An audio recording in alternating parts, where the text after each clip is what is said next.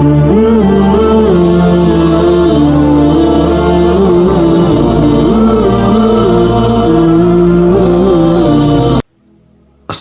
warahmatullahi wabarakatuh. Salam sehat dan salam sejahtera untuk kita semua. Berjumpa kembali di channelnya Safwan Tawakal.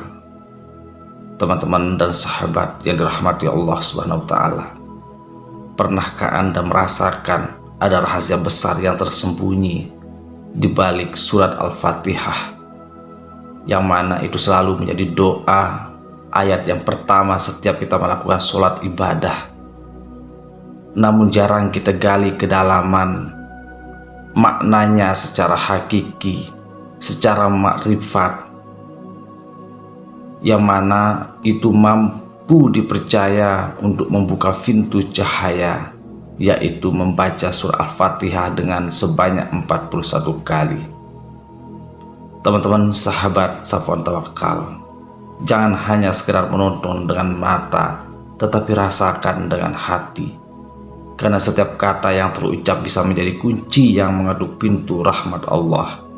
Dan sebelum kita lebih jauh, tuliskan di kolom komentar apa doa terbesarmu yang ingin dipanjatkan dengan bacaan Al-Fatihah.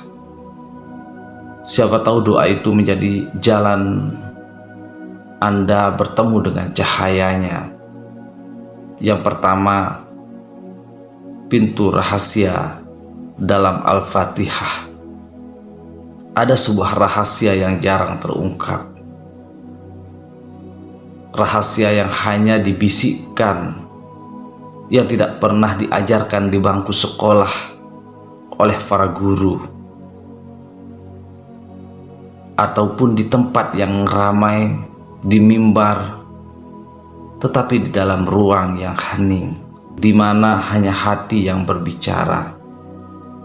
Rahasia itu berkaitan dengan satu surah yang kita semua kenal, surah yang setiap hari terucap di bibir kita dalam sholat.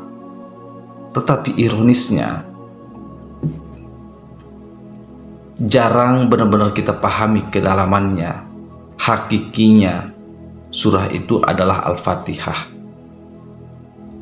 Al-Fatihah bukan sekedar bacaan wajib, melainkan pintu menuju dimensi gaib yang hanya dapat dirasakan oleh hati yang terjaga. Bayangkan, setiap kali Anda membaca Al-Fatihah, seolah Anda mengetuk sebuah pintu yang tak kasat mata, tetapi pintu itu tidak terbuka hanya dengan sekali ketukan.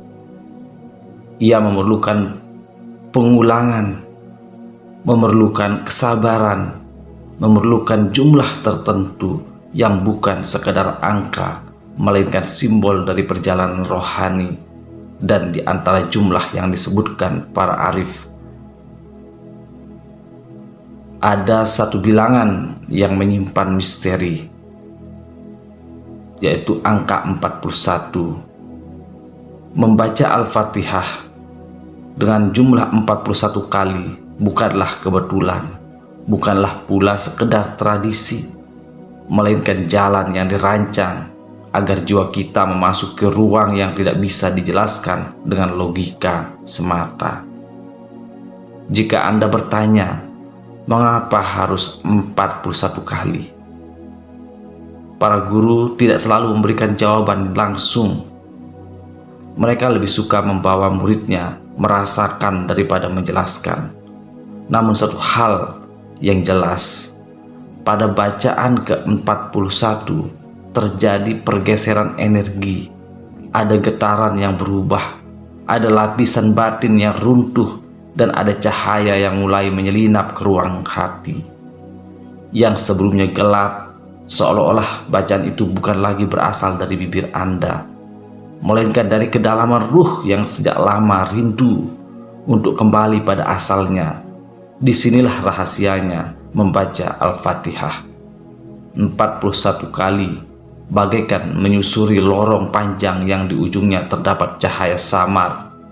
Setiap bacaan adalah langkah, setiap huruf adalah denyut, dan setiap ayat adalah napas yang mendekatkan Anda pada misteri. ketuhanan. Banyak yang mengira ini hanyalah amalan biasa. Namun para guru, bacaan yang diulang-ulang dengan kesadaran adalah kunci untuk membuka pintu gaib, pintu rezeki kita yang selama ini tertutup rapat.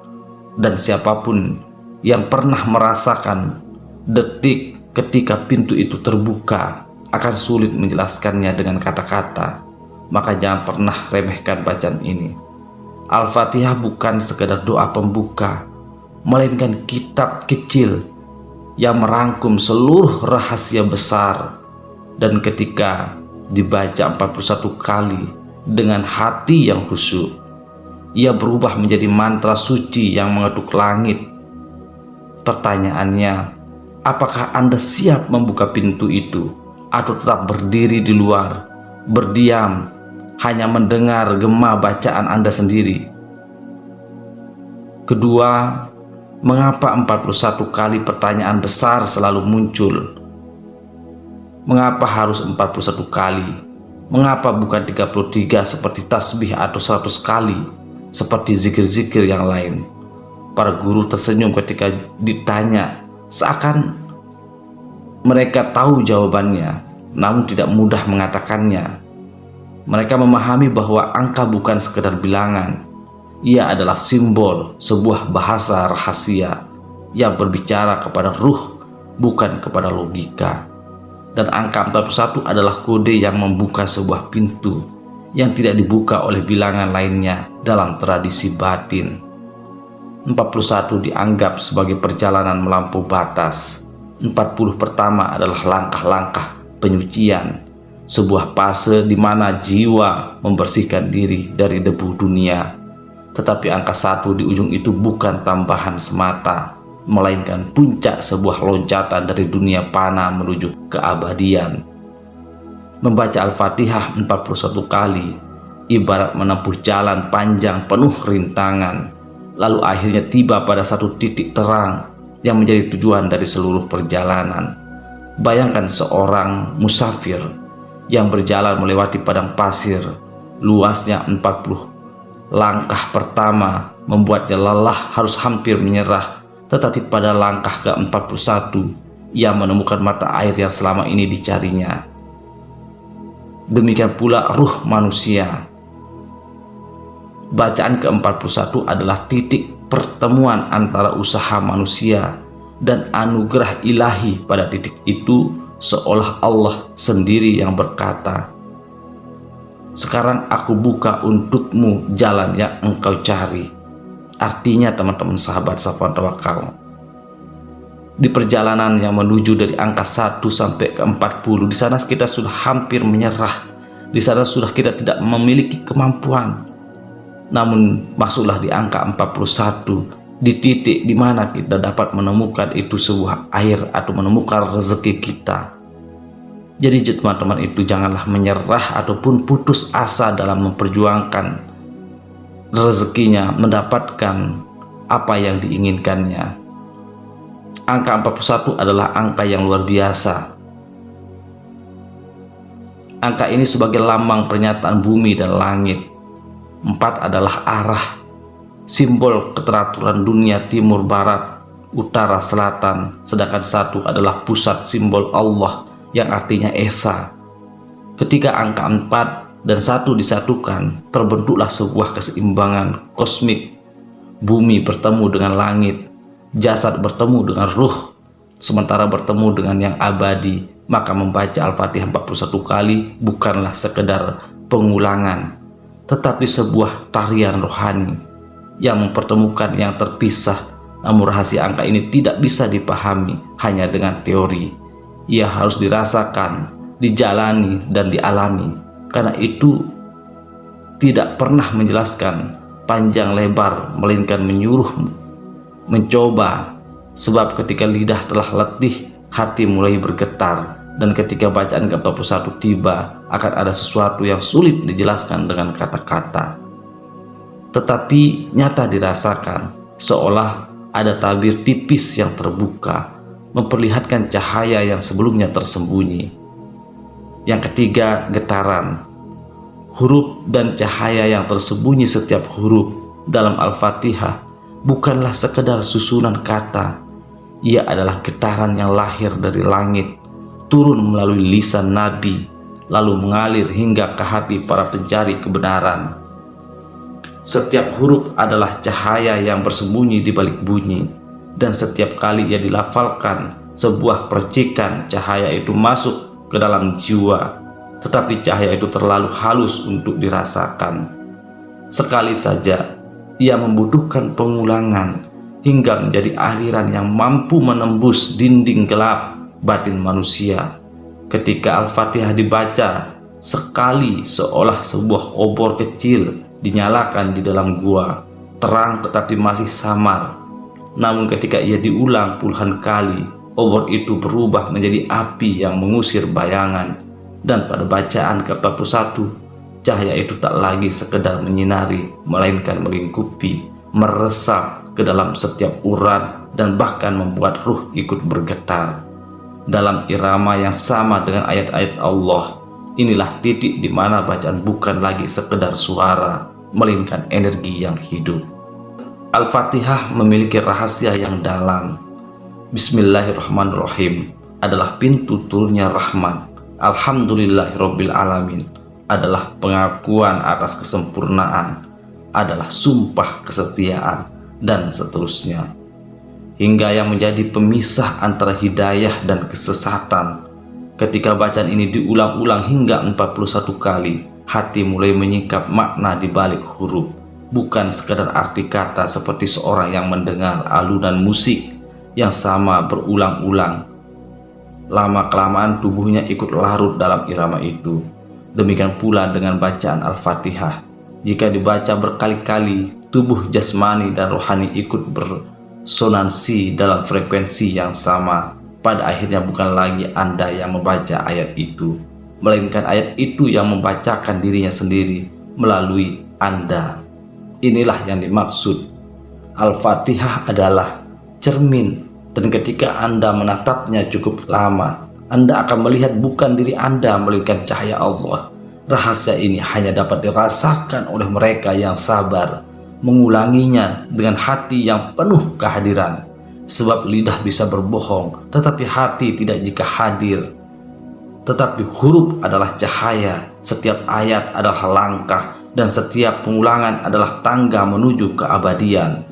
Maka siapapun yang berani menempuh jalan ini akan merasakan bahwa huruf-huruf Al-Fatihah bukan sekedar bunyi, tetapi denyut kosmik yang menyambungkan dirinya dengan Sang Pencipta.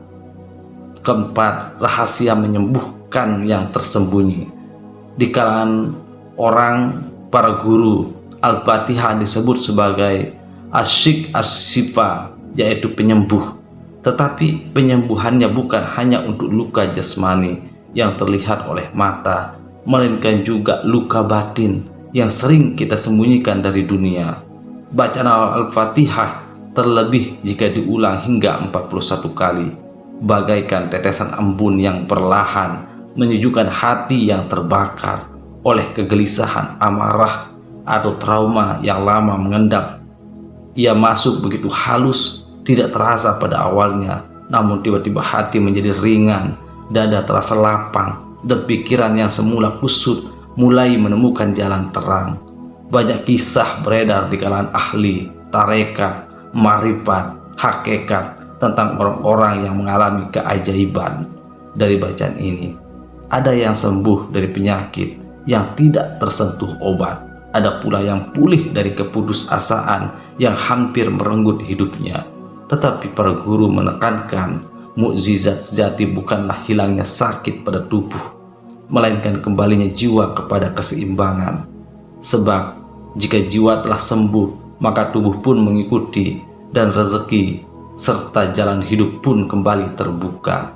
Bayangkan, jiwa kita seperti cermin yang buram. Setiap luka, setiap dosa, setiap kesalahan adalah debu yang menempel di permukaannya.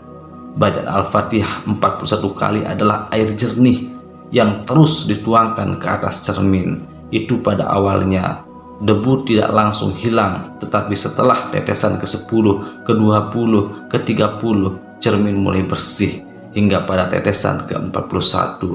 Cermin itu benar-benar bening dan mampu memantulkan cahaya ilahi tanpa terhalang. Itulah gambaran untuk kita yang selalu sering membaca Al-Fatihah sebanyak-banyaknya hingga sampai 41 kali. Namun jangan disalahpahami, membaca Al-Fatihah 41 kali bukanlah jimat, bukan pula mantra untuk mendapatkan kesembuhan instan atau mendapatkan rezeki yang instan. Ia adalah undangan halus dari Allah kepada hambanya.